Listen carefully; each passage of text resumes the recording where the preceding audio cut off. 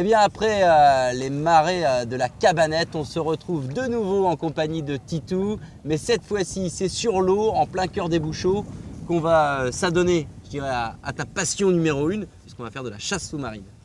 Oui, ben on va aller dans ces rangées de Bouchots là. Normalement, la législation interdit de pêcher dans les Bouchots là, mais ces parcs appartiennent à un ami à moi, donc on a toutes les autorisations qu'on veut, donc on n'abîme pas les Bouchots. Et puis il y a une densité de poissons qui est assez exceptionnelle en ce moment. Est-ce que la visie va nous permettre d'en voir et d'en filmer?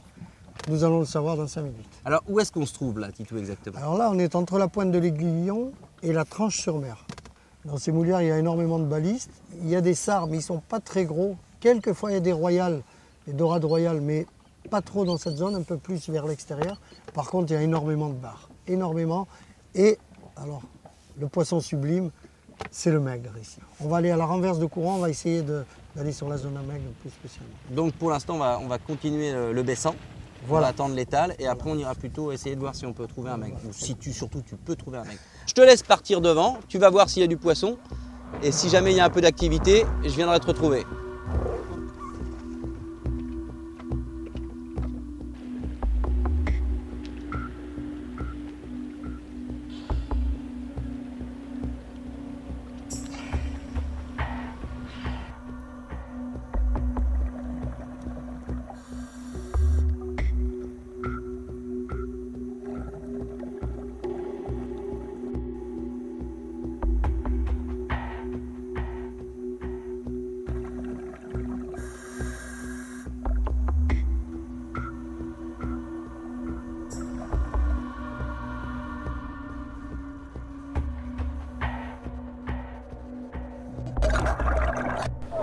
Allez, hop.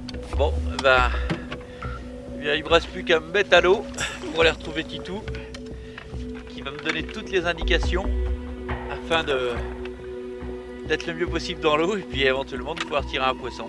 On se retrouve dans l'eau avec Titou. À tout de suite.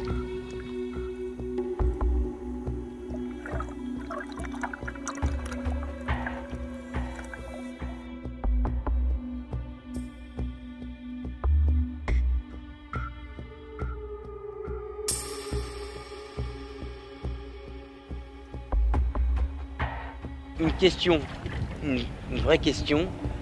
Comment on fait pour être champion du monde et c'est quoi un bon chasseur sous-marin? D'abord, je crois qu'il faut beaucoup d'observation, énormément d'observation. Avoir la santé, le physique est important, mais ce n'est pas tout. Il faut surtout beaucoup réfléchir, faire des choses que ne font pas les autres. Et il faut sentir le poisson. Et tout à l'heure, je t'ai dit, je me mets à l'eau, je vais voir si je sens quelque chose. J'ai fait 2 plongées, j'ai dit non, je sens rien. Il y a peut-être du poisson, mais je n'ai pas senti la vie. Le biotope était bien, mais pas complet. Quand on a l'habitude, tu le sens quand tu es au fond, tu entends des bruits, tu vois des ombres, tu vois des trucs, hop. Alors là, il faut insister, il faut rester immobile, il faut se coller au biotope, il faut devenir poisson pour pouvoir les approcher. Et puis eux, naturellement, ils viennent te voir. Alors, le fait de faire des grandes apnées, de tenir 3-4 minutes, toi par exemple, combien tu tiens de temps sous l'eau? Et est-ce que c'est vraiment très important pour le chasseur sous-marin? Ce n'est pas ce qu'il y a de plus important. Ça peut servir éventuellement lorsque tu as vu du poisson, mais lorsque tu n'as rien vu, au bout de 10 à 15 secondes d'immobilité au fond, ce n'est pas la peine de forcer ses apnées, c'est des coups à se noyer. La sécurité avant tout, une petite apnée de 30 secondes est amplement suffisante. Moi, dans toute ma carrière, j'ai fait que des apnées de 45 secondes en compétition, ça ne m'a pas empêché de gagner plein de compétitions. J'ai jamais été un cador ou un gros poumon, et c'est pas l'essentiel, quoi.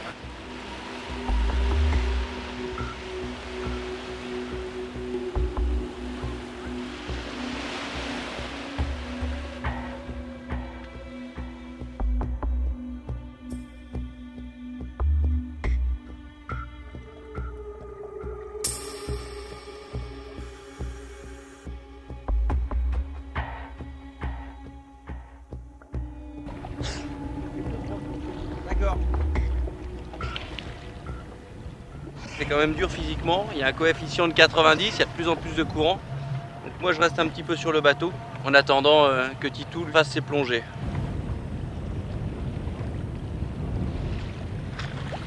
Alors là, comme dirait Titou, c'est ce qu'on appelle faire le canard, pas comme ce qu'on a fait ce matin. que les canards on les voyait voler, mais c'est le fait justement de faire cette pirouette et de partir vers le fond avec les palmes qui montent complètement à la verticale pour descendre le plus rapidement possible sur le fond. Alors, le courant s'est levé, l'eau est trop trouble, on ne prend pas de barre. Pour le bar, tu crois que c'est fini pour aujourd'hui?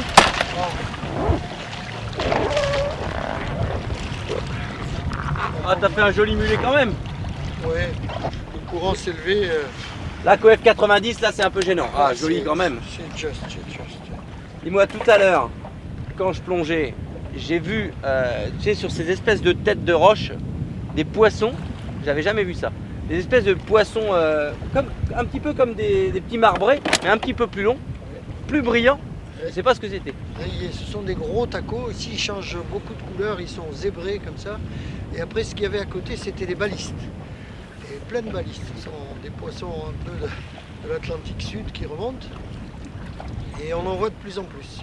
Bon, je ne les ai pas tirés, mais c'est très bon à manger. Et là, tout à l'heure, quand je te surveillais, parce que là, on était à la fin sur une zone un petit peu plus profonde, on a mis la bouée. Et surtout, je te voyais faire, tu restais longtemps en surface.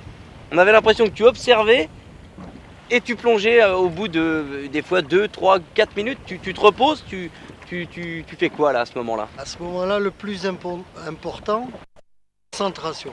Parce qu'il y avait un peu de clapot, l'eau trouble et du courant. Donc il faut se situer, se maintenir en palmant légèrement et en s'oxygénant et en vidant bien sa tête de façon à plonger exactement à l'endroit où on veut. Parce qu'on ne peut pas plonger n'importe où, parce que si tu plonges à 10 mètres du tombant, il n'y a plus rien.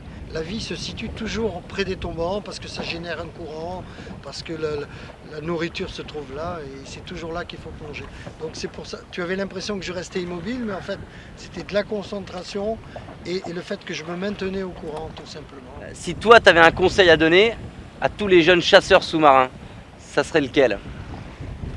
Je pense que le conseil le plus important qui puisse leur servir, c'est d'aller dans l'eau, d'observer, de rester immobile, de ne pas perturber le milieu dans lequel ils évoluent, de bien apprendre à se connaître au niveau de ses poumons, au niveau de ses sensations, s'intégrer à l'élément. Il faut y aller progressivement, il faut y aller doucement. À chaque sortie, on gagne 1 mètre, on va un petit peu plus profond.